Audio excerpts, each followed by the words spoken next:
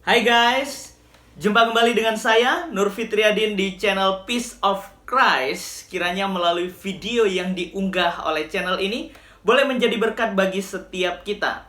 Dalam video kali ini saya akan membahas tentang kristolog muslim yang sedang menunjukkan kebodohannya di publik.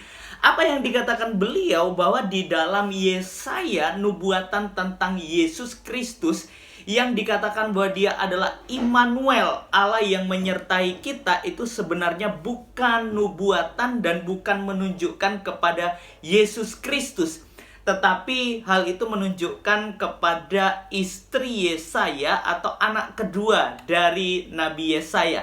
Benarkah hal itu demikian? Sebelum kita jauh membahas bagian ini, yuk kita simak dulu video pernyataan dari kristolog muslim yang sedang menunjukkan kebodohannya ini. Yuk kita perhatikan. Sudah biasa. Berarti kalau nama Yesua itu bukan berarti dia itu Tuhan. Tidak ada kaitannya dengan keilahian gitu kan. Nah, nama Yesua itu juga banyak kita perjanjian lama. Karena nama Yesua itu adalah nama pasaran. Seperti nama Bambang kalau orang Jawa. Ya ada Yesua bin Nun, Yesua bin Kotmil, Yesua bin Yazadok. Yesua yang mana gitu kan. Jadi bukan berarti, sementara umat Kristen kan tahunya terjemahan ngerti, oh namanya Yesua berarti Allah yang menyelamatkan, berarti dia Allah.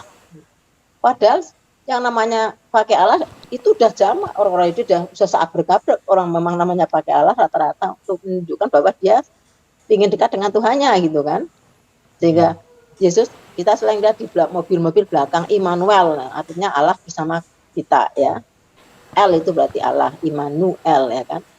Dan mereka mengatakan ini adalah Yesus, namanya Immanuel. Bukan, Immanuel itu dalam kitab Yesaya itu bukan Yesus, karena Matius 1:23 kan seolah-olah itu adalah profesi ya, nubuat. Jadi banyak nubuat, ini loh nubuat Yesus bahwa dia akan lahir, seorang darah akan lahir kan gitu. Dan dia akan menamainya apa? Yesaya 7:14 itu Immanuel ya, artinya Allah bersama kita ya. Kalau nggak salah Yesaya 7:14 apa ya? Saya sudah lama sih nggak. Ya yang jelas gini, banyak nubuat-nubuat yang orang Kristen mengatakan ya bahwa ini nubuat. Tapi dalam teks Ibrani itu bukan nubuat. Satu pun tidak ada nubuat tentang Yesus dalam teks asli bahasa Ibrani. Apa yang diberitakan di teks Ibrani? Ya. Di Shemo Immanuel kalau nggak salah itu Shemo Immanuel ya, kalau nggak salah itu yang hamil sebenarnya istri Nabi Yesaya. Istri Nabi Yesaya hamil anak kedua. Jadi mereka mengklaim bahwa perempuan ini mengandung, sebenarnya kan perempuan ini mengandung, bukan seorang perempuan mengandung gitu kan. Dan Yesaya ini kan hidup 700 tahun sebelum Yesus lahir. Pada saat itu dia sudah. Ya, jadi jelas ya guys, apa yang dikatakan oleh kristolog muslim ini yang sedang menunjukkan atau mengumbar kebodohannya di publik ini sangat jelas bahwa beliau ini sedang mengutip atau mempersoalkan di dalam kitab Yesaya, yaitu dalam Yesaya 7 ayatnya yang ke-14. Di mana Alkitab mencatat, sebab itu Tuhan sendirilah yang akan memberikan kepadamu suatu pertanda.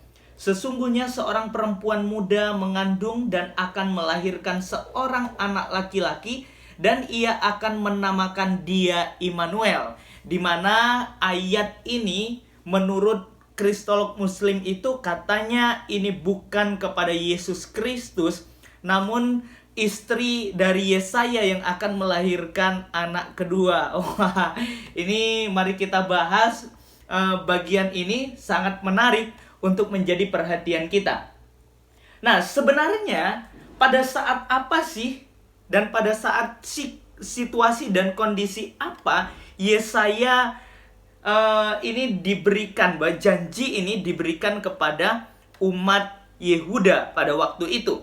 Ya, latar belakang dari pemberitaan janji dalam Yesaya pasal yang ke-7 ayat yang ke-14 ini adalah keadaan di mana Yehuda diserang oleh gabungan dua negara, yaitu Israel dan Aram, dan sedang ada dalam keadaan takut dan putus asa pada waktu itu. Kalau saudara memperhatikan di dalam Yesaya pasal 7 ayat yang kedua, Alkitab mencatat, lalu diberitahukanlah kepada keluarga Daud, Aram telah berkemah di wilayah Efraim.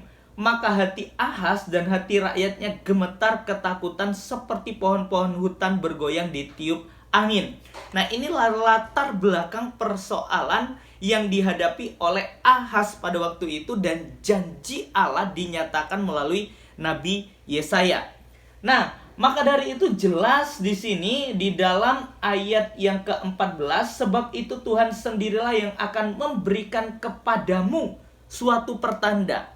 Dalam bahasa Ibrani kata kepadamu ini bentuknya bukan tunggal, namun ini bentuknya jamak, yang berarti kamu sekalian. Yang ada di situ yaitu adalah bangsa Yehuda. Kamu sekalian. Nah, di sini jelas ya dikatakan bahwa akan memberikan kepadamu sekalian suatu pertanda. Sesungguhnya seorang perempuan muda mengandung dan akan melahirkan seorang anak laki-laki, dan ia akan menamakan dia Immanuel. Kalau ini ditujukan kepada Yesaya atau anak keduanya, tentunya teks ini tidak berbunyi kepadamu sekalian, tetapi kepadaku. Berarti begini ya. Nah, sebab itu Tuhan sendirilah yang akan memberikan kepadaku suatu pertanda, kepada Yesaya. Namun Alkitab mencatat bukan demikian, tapi kepadamu, dan dalam bentuk yang jamak. Ini menunjukkan sebuah janji yang akan digenapi kepada kaum Yehuda.